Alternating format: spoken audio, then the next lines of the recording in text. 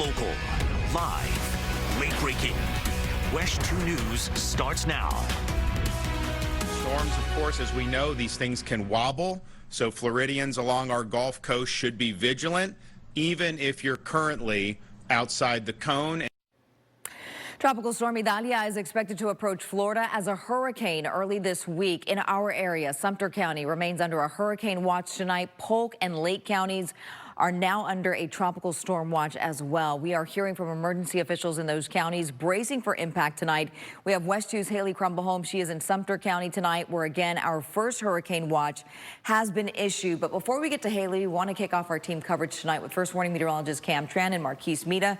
You guys, you just got an update recently. Not looking too great for us here in the Central Florida. Yes, like literally seconds before we ran on set here. We got the 11 o'clock advisory, and it is not looking good because one, the storm has strengthened and gotten better organized, and it's still expected to rapidly intensify as it enters the Gulf of Mexico, Marquise. And we've seen some rapid intensification over the last 3 hours since our 8 o'clock update, Correct. right? Earlier wind speeds were at 45 miles per hour. Now they're at 60, which is crazy. And it's more stationary than we've seen before, right? Which is actually not good news because it's sitting over an area of very warm waters in the Yucatan Channel there, where waters are hovering right around like the mid-80s. So think of it as gasoline and fuel for these tropical systems. So here's a look at the 11 o'clock advisory. Again, that just came down just moments before we hopped on air here.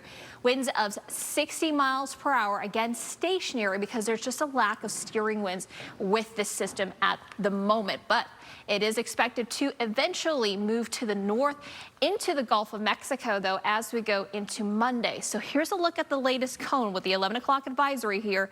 It is expected actually to intensify to a Cat 1 hurricane earlier now. It wasn't expected to intensify to a Cat 1 until early Tuesday, but now by Monday at 8 o'clock, it's going to strengthen to a Cat 1 hurricane. Tuesday, a strong Cat 1 hurricane, and then by Tuesday evening, 110 miles per hour. Again, still a Category 2 hurricane, as is just offshore the Big Bend region of Florida, likely now expected to make landfall early Wednesday morning as a Category 2 hurricane.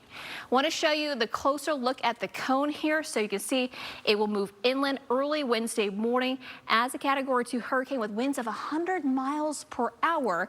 And it looks like, as of the 11 o'clock advisory, that track has shifted ever so slightly more towards the east, which is not boding well for us. That would mean more impacts for us. Several of our western counties are in that cone, but again, I don't want you to focus too much on the cone. Just like the governor said, it could toggle more east or west even as we go into the upcoming days.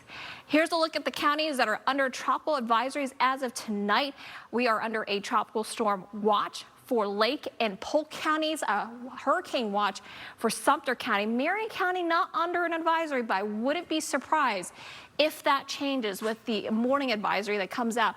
Meteorologist Kellyanne Klass and also Eric Burst will have the latest for you on that. And when you are under a watch, it means you could see impacts within the next 48 hours. With more on impacts that we can see from Idalia, we'll send it over to Marquise Mita. Hey, Marquise. Thank you very much, Cam. Yes, we will see all impacts being on the table with this tropical system continuing to grow and intensify in those warm Gulf Coast waters. Water temperatures that are 87, maybe 88 degrees even after sunset. So that intensification is going to begin tonight. We actually saw it as wind speeds are now 15 miles per hour greater than our previous advisory at 8 o'clock. And we will see it making landfall rather early in the Big Bend area on Wednesday morning. So the timing of the landfall hasn't changed significantly, but we will see more significant impacts as the intensification process has already begun. Now, that's not the only system in the tropics that we have our eyes on. We're also watching Hurricane Franklin in the Atlantic. Definitely very far away from us, but it's the same steering system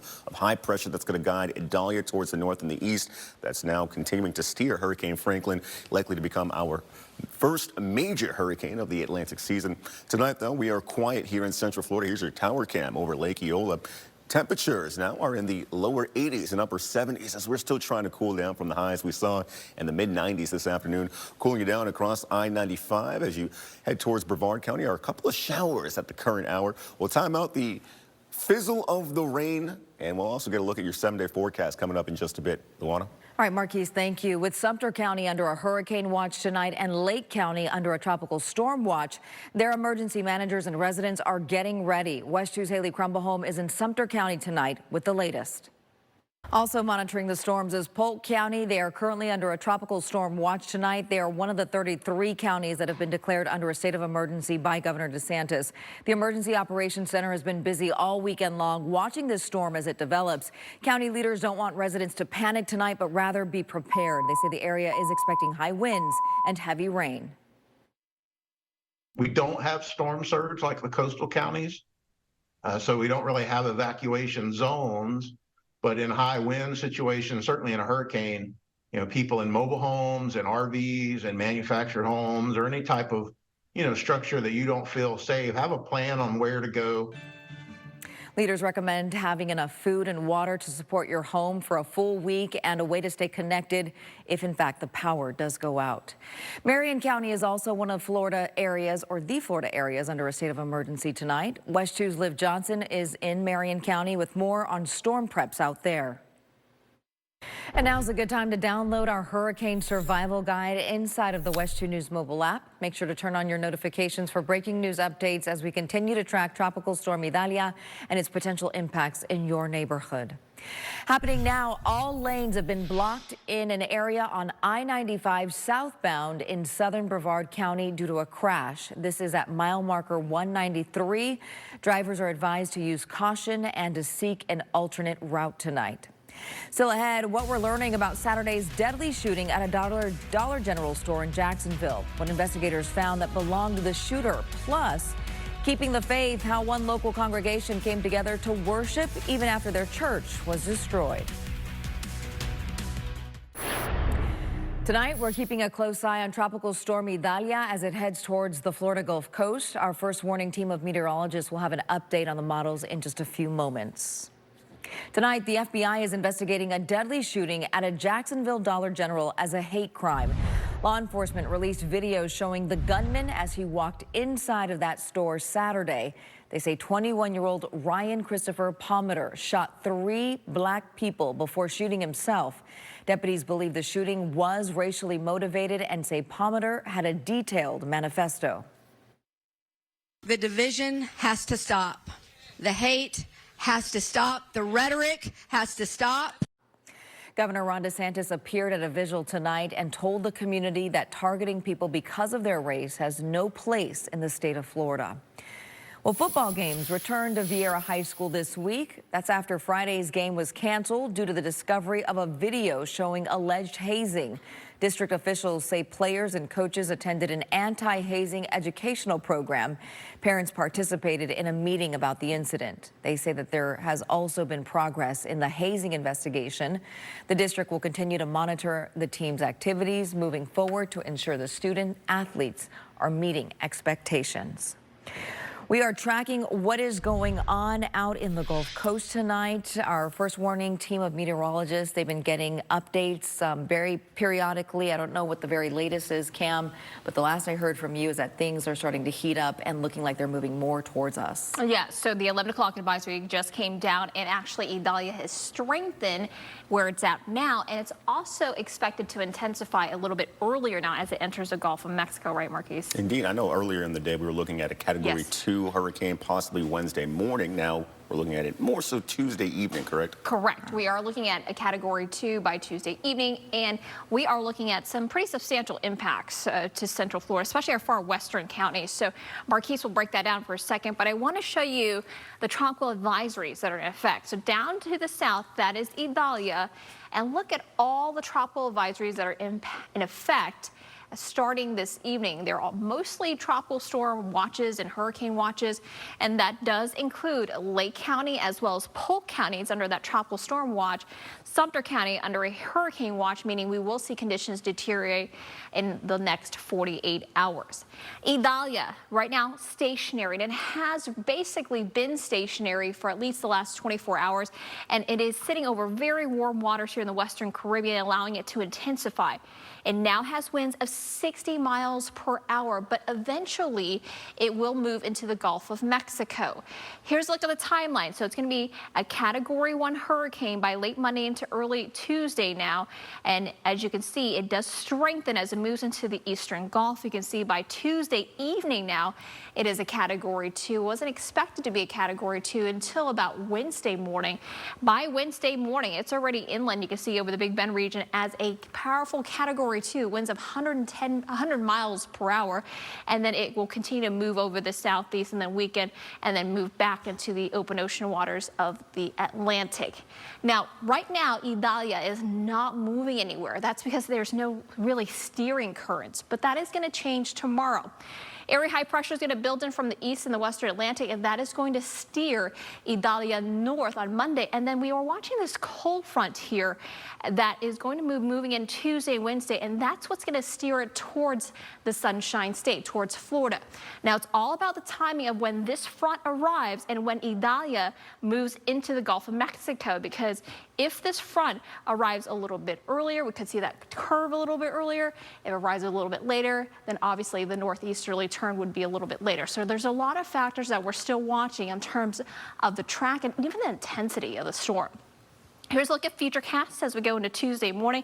8 o'clock, again, right over into the warm waters of the Gulf of Mexico. Already starting to bring some squally weather towards the Florida Keys. By Tuesday afternoon, 2 o'clock Tuesday, you see it really impacting South Florida already. And then we really start to see those squalls pick up as we go into Tuesday night here. You see a well-defined eye as this system, again, is expected to rapidly intensify. And then it makes that curve towards the Big Bend region as we go into overnight Tuesday night into Wednesday morning, bringing us very strong winds. Again, Marquise will break that down in a second, and then it heads off towards Georgia and South Carolina as we go into Wednesday afternoon. So here's a look at the scenarios that we're tracking in terms of Idalia. A more easterly track would mean stronger winds, heavier rain for us, and severe storms. A more westerly track, less impacts for us. To talk more about the impact, let's send it over to Marquise. Hey, Marquise. Hey, how's it going, Cam? Well, as you were mentioning, right, it all depends on the track of the system. Now, the GFS was making a bit of a more eastwardly push. The Euro model brings the center of rotation out towards the west. Here's our in-house model, the graph, and it kind of just splits the difference between the two. It's not just the winds, but it's also the combination of the rain. And we'll see that eye start to move onshore with those strong, gusty winds continuing to swirl around that center of rotation, right? So wind speeds start to really pick up Tuesday afternoon. Here we are, just before landfall on Wednesday. We have 50+ mile-per-hour winds into Ocala, mixing with the rain, still swirling on the right quadrants of the storm here. Now 77 mile-per-hour wind speeds. And it's not just our friends on the west coast, right? Even out towards the east, Daytona Beach, New Smyrna Beach, gusty wind conditions could exceed 40 mile-per-hour speeds. And then we'll see that eye continue to move across the Georgia-Florida line into the Carolinas and out across the Atlantic. So with Tropical Storm Idalia, you need to get prepared as quickly as you can. Tomorrow is a perfect day to top off your hurricane kit. And if you can't get those preparations done, you need to finalize them on Tuesday, because it's likely that by Tuesday evening now, we have an earlier Category 2 knocking on our front door, and by Wednesday, just after midnight, that eye wall will be moving onshore. So what you need to get for your hurricane preparedness kit, if you haven't done so already, stock up on food, water, batteries, flashlights. Also tie down any loose outdoor items, right? Bring those inside your garage if you have one, and check for fuel for your generator. Make sure you have your propane filled up, and also make sure you have cooking supplies as well. You might be left in the dark as this tropical storm or hurricane does arrive, as we are anticipating numerous power outages, but we also have the chance to see that storm surge play a major role in the forecast through the middle and end of the work week. Thanks to those strong gusty winds that we talked about, we'll be under a storm surge watch as these wave heights and storm surge could possibly exceed 5 to 11 feet, right? And storm surge oftentimes is the most dangerous and deadly impact of any tropical system. We'll also have the chance for strong, heavy downpours even into central Florida, Orlando. We could be looking at 3 to 5 inches of wet weather heading into the middle of the work week. Here we are Wednesday evening, and we could have some locally heavier downpours as well.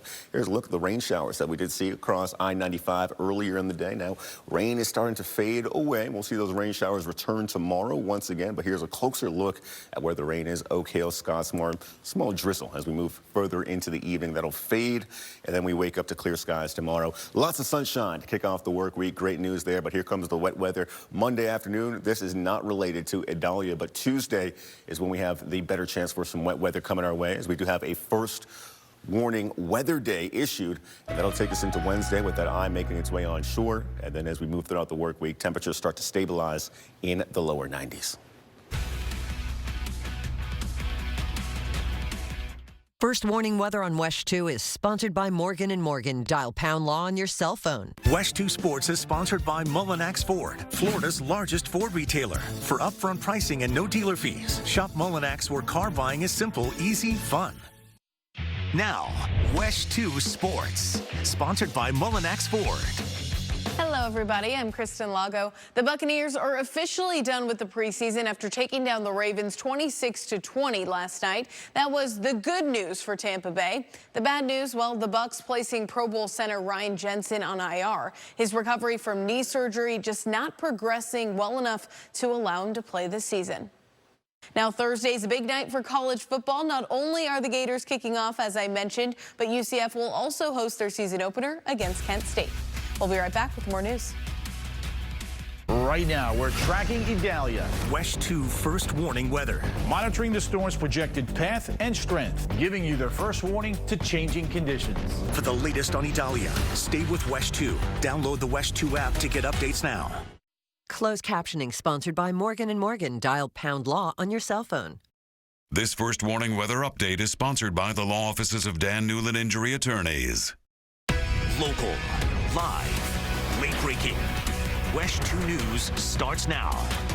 Right now, North Florida and parts of Central Florida are keeping a close eye on Tropical Storm Idalia. A hurricane watch is already in effect for Sumter County. Tropical storm watches for Lake and Polk counties, much closer to home here. When we continue our team coverage tonight with our first warning team of meteorologists, Cam Tran, Marquise Mita. I know you guys have been following the models very closely, and it looks like this is now having a domino effect of things starting much more sooner of hitting a Category 2. That's right, because it's right now sitting over extremely warm waters in the Western Caribbean, so it's allowed it to get better organized, and better organized means it's going to strengthen faster and now earlier, Marquise. And that's what we've seen over the last 3 hours, right? Going from 45-mile-per-hour wind speeds at the 8 o'clock advisory to 60-mile-per-hour winds now.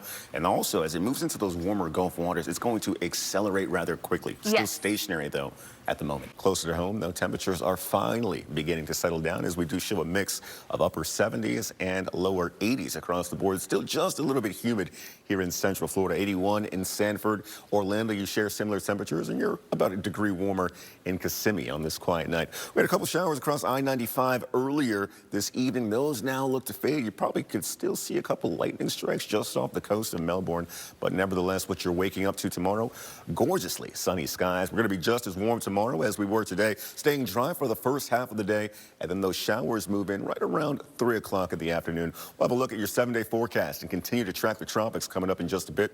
But Luana, let's send it your way.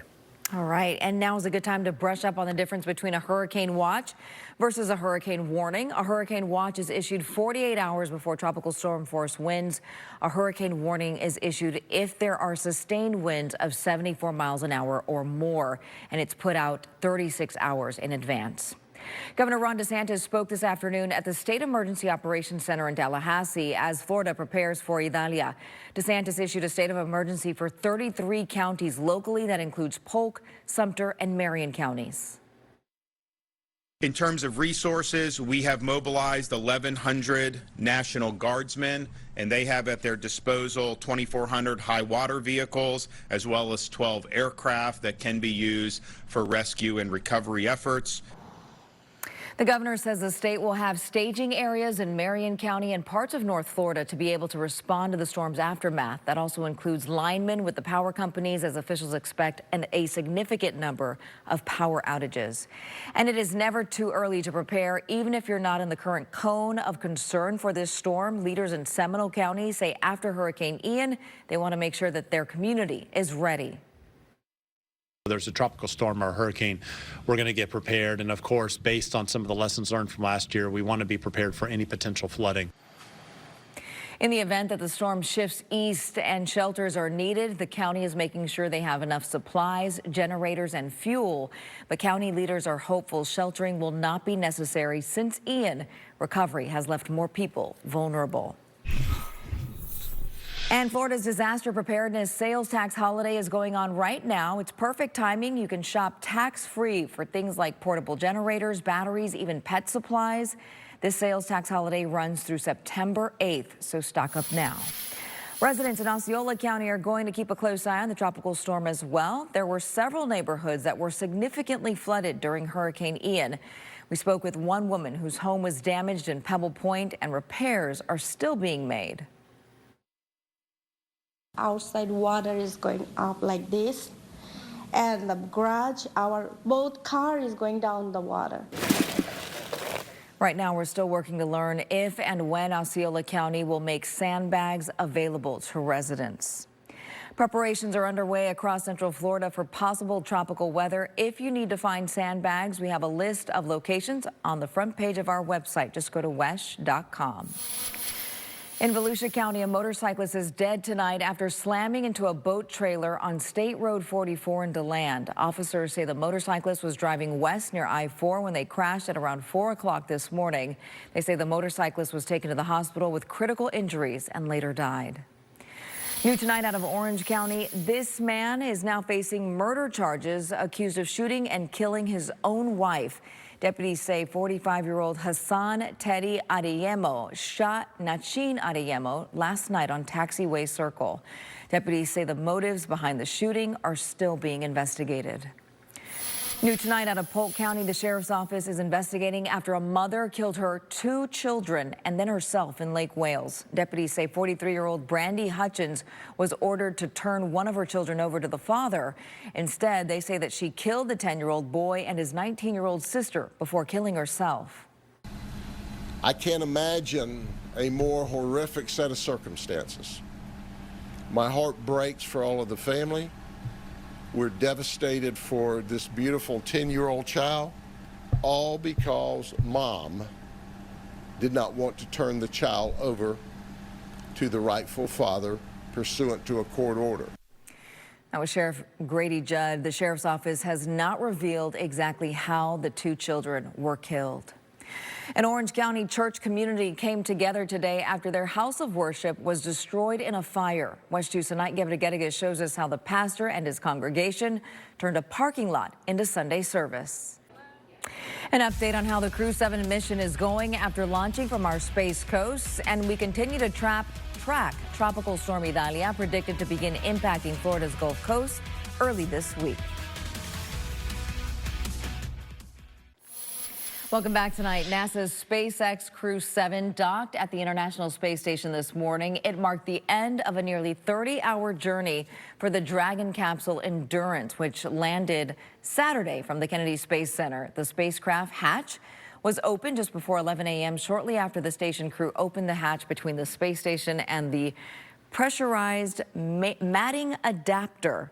Hopefully I said that right. Now the International 4-person crew will begin their 6-month-long stay at the space station along Expedition 69 crew. Very cool.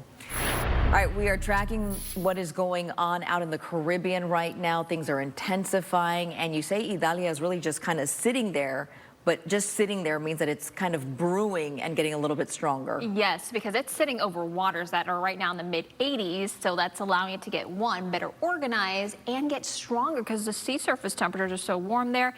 And as it gets better organized, it enters the Gulf of Mexico. We are expecting to intensify it.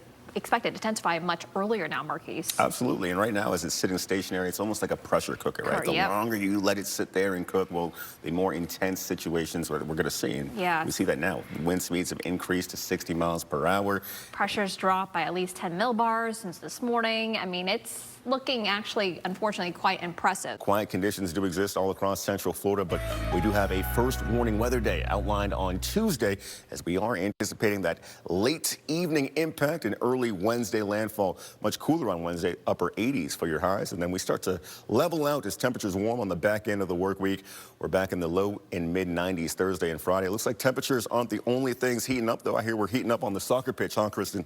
Oh, yes, we have reached the final stage of the MLS regular season, and with just over a month remaining, Orlando City heating up. Coming up here from head coach Oscar Pareja on the Lions' big win this weekend. Plus, we're looking back at the Coke Zero Sugar 400, find out which driver made the cut for the Cup Series playoffs. Now, WESH 2 Sports, sponsored by Mullinax Ford. Welcome back. I'm Kristen Lago. The Orlando City Lions making a big push for the MLS playoffs. Last night, defeating the Western Conference leader St. Louis City 2-1 thanks to a brace from Facundo Torres. With the win, the Lions taking hold of fourth place in the Eastern Conference. Team USA will look to build momentum in tomorrow's game against Greece, but a little less luster in that one, with Giannis Antetokounmpo sitting out of the tournament. Tip-off for that is at 8:40 a.m. Luana? All right, Kristen, a lot going on in the sports world as well as going on in our forecast. Let's check in with First Warning meteorologist Marquise Mita. Well, as we get ready to wrap up the weekend and head into the work week, Tropical Storm Idalia continues to intensify, grow, and get much stronger. Use tomorrow to get prepared for the hurricane that will be on its way, likely making landfall late Tuesday night into Wednesday morning as a Category 2 hurricane with 110-mile-per-hour winds. We do have a first warning weather day outlined for you on Tuesday, and we still have a high impact day on Wednesday. Now, the landfall is likely happening overnight, but you'll still see those strong gusty winds throughout the day on Wednesday and relentless rain showers. Temperatures drop to the upper 80s as we'll have a cloud-filled day with thunderstorms and strong gusty conditions. Thursday, we look to lighten up the load on the rain as temperatures move back into the low 90s, and we'll hover around the low to mid 90s for the remainder of the week. Luana? All right, Marquise, thank you. That's going to do it for our newscast tonight. Remember, we'll have more updates on Tropical Storm Idalia tomorrow on Sunrise. It starts at 4:30 a.m. right here on WESH 2 News. Remember, for the latest and greatest news and information, always go to WESH.com and download the WESH 2 News mobile app. Have a wonderful, blessed, and safe work week. We'll see you later.